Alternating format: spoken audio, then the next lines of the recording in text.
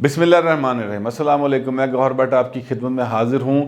پاکستان میں سیاست جو ہے وہ عدالتی فیصلوں کے گرد گھومتی ہے، اور یہی ہمارا بیسک المیہ ہے کہ ہم اپنے سیاست میں جب خود کو ناکام محسوس کرتے ہیں، ہم سے مراد ہے سیاستدان، جب خود کو دیکھتے ہیں کہ وہ کہیں پھنس رہے ہیں، ان کی کہیں شکست کا سامنا کرنا پڑ سکتا ہے، تو وہ عدالتوں کو درمیان میں لے آتے ہیں اور پھر عدالتوں کا دروازہ کھٹکھٹاتے ہیں کہ اس حوالے سے انہیں کوئی ریلیف مل سکے۔ اور اکثر حکومتی یا اسٹیبلشمنٹ کی جماعتوں کو اس قسم کے ریلیف ملتے بھی رہے ہیں، اور اسی کا نتیجہ یہ نکلا ہے کہ پاکستان کی سیاست جو ہے ہمیشہ ایک ایسی بند گلی میں چلی جاتی ہے جس کے نتیجے میں پھر کسی تیسری فورس کو انٹروین کرنا پڑتا ہے۔ ابھی بھی موجودہ صورتحال جو ہے وہ جیسے جیسے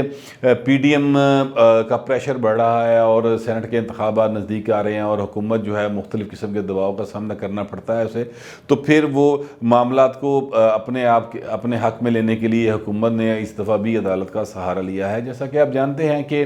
اس وقت سینٹ کے انتخابات جو ہیں وہ حکومت کے سر پر سوار ہو چکے ہیں، اور عمران خان جو ہیں وہ کوئی ایک دن بھی ایسا نہیں جاتا جس میں وہ سینٹ کے انتخابات کے حوالے سے کوئی میٹنگز نہ کر رہے ہوں، کوئی بیان نہ دے رہے ہوں، اور ان کی پارٹی جو ہے وہ زیادہ سے زیادہ سیٹیں جیتنے کے لیے کوئی نہ کوئی اسٹریٹجی اپناتی رہتی ہے۔ انہوں نے جو اسٹریٹجی اپنائی ہوئی وہ یہ ہے کہ اوپن بیلٹ کروا لیا جائے، کیونکہ جو آئین ہے اس میں سوائے دو موقعوں کے، یعنی ووٹ آف کانفیڈنس اور لیڈر آف دی ہاؤس کا جو انتخاب ہوتا ہے، اس کے علاوہ سارا خفیہ بیلٹ ہوتا ہے، اور لوگ اپنے دل کی جو آرا ہے، دل کی جو مرضی ہے، اس کے مطابق ووٹ کاسٹ کرتے ہیں۔ سینٹ کے انتخابات بھی آج تک اسی طرح ہوتے رہے ہیں، لیکن اس بار عمران خان کو کوئی شک پڑا ہے، اور شک یہ پڑا ہے کہ کہیں میرے بندے کھسکتے نہیں گئے، اور یہ جو شک ہے اس کی بنیاد پر انہوں نے سوچا کہ عدالت کو اس میں انٹروین کروایا جائے، اور آئین میں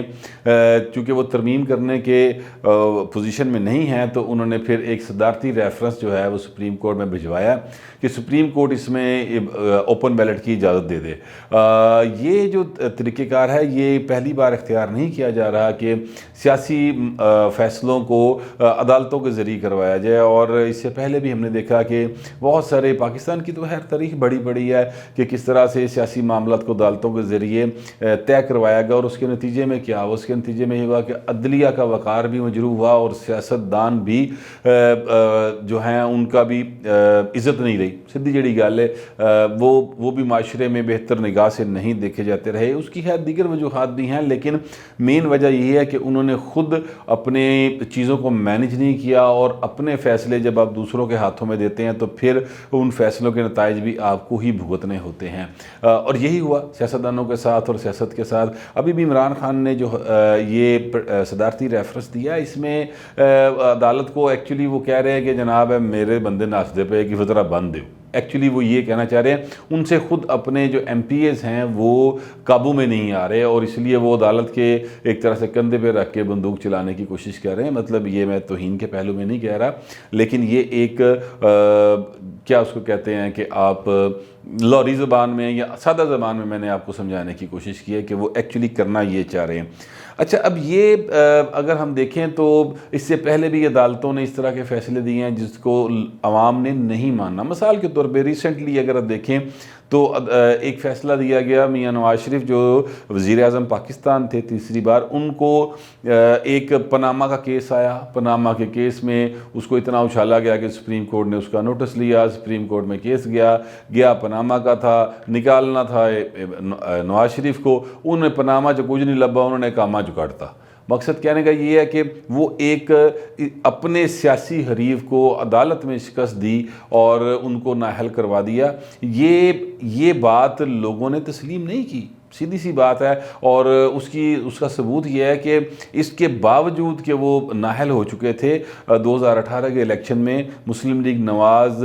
سیکنڈ لارجسٹ پارٹی کے طور پر سامنے آئی، اور پھر بے تحاشا ظاہر ہے 2018 کے الیکشن پر اعتراضات ہیں اور باتیں ہیں اور اس طرح کی فوٹیجز موجود ہیں جس میں کہا جا سکتا ہے کہا گیا اور اپوزیشن آج بھی یہ الزام لگاتی کہ وہ الیکشن مینیج کیے گئے تھے، تو یہ پھر ایک نئی موومنٹ بن جاتی ہے. یعنی اگر میں کہوں کہ پی ڈی ایم کی جو موومنٹ ہے بیسیکلی وہ اس کی بنیاد وہ پاناما کیس کا فیصلہ تھا جس میں اقامہ میں ان کو نااہل قرار دیا گیا، اور پھر اس کے بعد وہ آگے بات چلی 2018 کے الیکشن، اور پھر چلتے چلتے چلتے اب حالات یہ آ گئے ہیں کہ ساری 11 جماعتیں اکٹھیاں ہو گئی ہیں، تو انہوں نے کہا اسی عمران خان نبڑ لینے. اب وہ نبڑ سکیں گے نہیں نبڑ سکیں گے وہ ایک الگ بات ہے، لیکن اس دوران جو قوم کے قیمتی 4-5 سال جو ہیں 4-1 سال وہ ضائع ہوئے ہیں، وہ بہت قیمتی، کیونکہ دنیا میں سب سے قیمتی چیز وقت ہوتی ہے، اور وقت جو ہے وہ ضائع ہوا ہے سیاسی تگ و دو میں، ایک دوسرے کی ٹانگ کھینچنے میں. حکومت کہتی ہے اپوزیشن کام نہیں کرنے دیتی، اپوزیشن کہتی ہے حکومت نااہل ہے. اس سارے کیس میں کیا بنا؟ اس سارے کیس میں یہ بنا کہ غریب کا کوئی فائدہ نہیں ہو سکا. جو لوگ آس لگا کے بیٹھے تھے کہ نئی حکومت آئی ہے، کوئی کام کرے گی، بے روزگاری کم ہوگی، وہ ڈبل تو زیادہ ود گئی بے روزگاری، مہنگائی ڈبل سے زیادہ چلے گئی، جو شرح نمو ہے وہ مائنس میں جا رہی ہے. تو یہ سارا اس ایکچولی فیصلے کا نتیجہ ہے جو کہ ایک سیاسی حریف کو ختم کرنے کے لیے، اس کو شکست دینے کے لیے عدالت کا سہارا لیا گیا. تو اب بھی یہی ہو رہا ہے کہ جو حکومت ہے وہ عدالت کا سہارا لینا چاہ رہی ہے کہ کسی طرح سے سینٹ کے انتخابات میں اگر وہ اوپن بیلٹ کر لے تو پھر سارے جڑے بننے جان گے کہ جناب پارٹی پالیسی آ گئی، پارٹی کا حکم آ گیا، تو ایتھے ٹھپے لانے، بات یہ ہو جائے گی. تو اس کے نتیجے میں حکومت صرف یہ چاہتی ہے کہ وہ فرسٹ لارجسٹ پارٹی سینٹ میں بن جائے. اچھا، اگر وہ ساری جس طرح نمبرز ہیں وہ اس کے مطابق بھی رزلٹ آ جائیں تو حکومت کو 2/3 میجارٹی بالکل نہیں ملتی، بلکہ ان کو اس کے حساب سے بھی اگر ملیں تو مشکل کے ساتھ حکومت کو اور اتحادیوں کو اس کے ملا کے کوئی 3 یا 4 ووٹوں کا فرق پڑتا ہے، اس سے زیادہ کا فرق نہیں پڑتا. اور باقی جو اپوزیشن کی پارٹیز ہیں ان کے ممبرز رہیں گے. لیکن اس کے باوجود حکومت یہ زور لگا رہی ہے کہ کسی طرح وہ سینٹ میں سب سے بڑی سیاسی جماعت بن کر سامنے آ جائے. یہ وہ فائدہ حاصل کرنے کے لیے آئین اور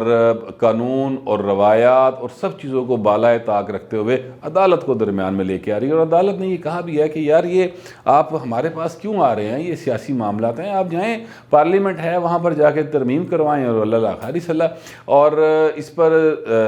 وہ حکومت نے بلکہ کل ایک ترمیمی بل بھی جمع کرایا ہے، لیکن ترمیمی بل اس وقت جمع کروا رہے ہیں جب اپوزیشن آپ کے ساتھ ہیڈ آن آئی ہوئی ہے، یعنی وہ تاڑنال پورا متھا لا کے کھلوتی ہے. اس وقت آپ یہ سمجھتے ہیں کہ آپ وہ ترمیمی بل پر ان سے ووٹ لے لیں گے، اور ایسا ظاہر ہے کہ نہیں ہوگا. اپوزیشن نے باقاعدہ طور پہ اس کو ریجیکٹ کر دیا ہے، اور اس کے نتیجے میں حکومت صرف یہ چاہتی کہ ہمیں ایک مورل ایج مل جائے گا کہ جی ہم تو کرپشن ختم کرنا چاہتے تھے، جی ہم تو ہارس ٹریڈنگ ختم کرنا چاہتے تھے. یہ ایک جملہ کہنے کے لیے اور اس طرح کی بات کرنے کے لیے اب حکومت نے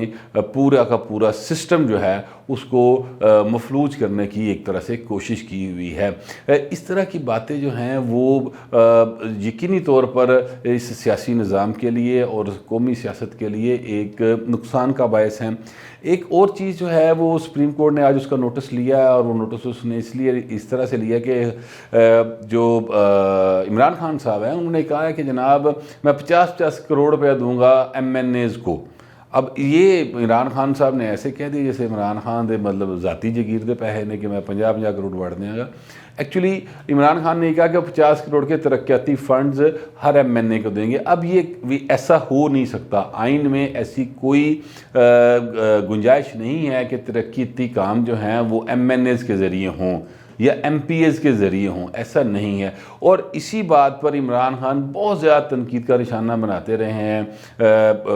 پیپلز پارٹی کو بھی، مسلم لیگ نون کو بھی، کہ یہ کیا انہوں نے چور بازاری شروع کی ہوئی ہے اور یہ ایک باقاعدہ طور پر اکربر پروری ہے اور یہ خریدنے کی کوشش ہے، یہ رشوت ہے، اس سے پٹواریوں کو پیسے جاتے ہیں، اور پھر پٹواری نام رکھ دیا جو مسلم لیگ نون کا ماننے والا تھا. تو یہ ایک پوری کمپین جو ہے وہ عمران خان کی اس ایک ایشو پر کھڑی تھی، اور اب خود عمران خان صاحب جو ہیں وہ باقاعدہ وہی کام کرنے جا رہے ہیں. اس پر سپریم کورٹ نے نوٹس لیا اور سپریم کورٹ نے کہا کہ جی آپ ہمیں پتہ کر کے بتائیں کہ آئین کے کس آرٹیکل کے تحت عمران خان کو یا پرائم منسٹر آف پاکستان کو یہ اختیار حاصل ہے کہ وہ اس طرح سے پیسے تقسیم کرے یا تقسیم کرنے کا اعلان کرے۔ اب ایک دفعہ پھر سیاسی معاملہ جو ہے وہ عدالت میں جا پہنچا ہے۔ تو جو میں ایکچولی پوائنٹ میک کرنا چاہ رہا ہوں وہ یہ ہے کہ سیاست کو سیاست میں رکھ کر اگر ڈیل کیا جائے، سیاسی معاملات کو سیاسی طریقے سے ڈیل کیا جائے تو ہی بہتر نتائج نکل سکتے ہیں، بجائے اس کے کہ کبھی آپ عدالت کا سہارا لیں،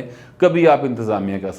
سہارا لیں۔ دونوں صورتوں میں قومی سیاست جو ہے وہ ڈی ٹریک ہوتی ہے اور اس کا ظاہر ہے قومی سطح پر نقصان ہوتا ہے۔ یہ بات جس دن ہماری حکومتوں کو اور ہماری سیاستدانوں کو سمجھ آ گئی، اس دن سمجھ لینا ساڑی گڈی چڑھنی شروع ہو جائے گی۔ مطلب یہ ہے کہ ہماری ترقی کے راستے کھل جائیں گے، لیکن جب تک ہم اداروں کو سیاست میں انوالو کرتے رہیں گے اور یا ادارے سیاست میں انوالو ہوتے رہیں گے، تب تک پاکستان کی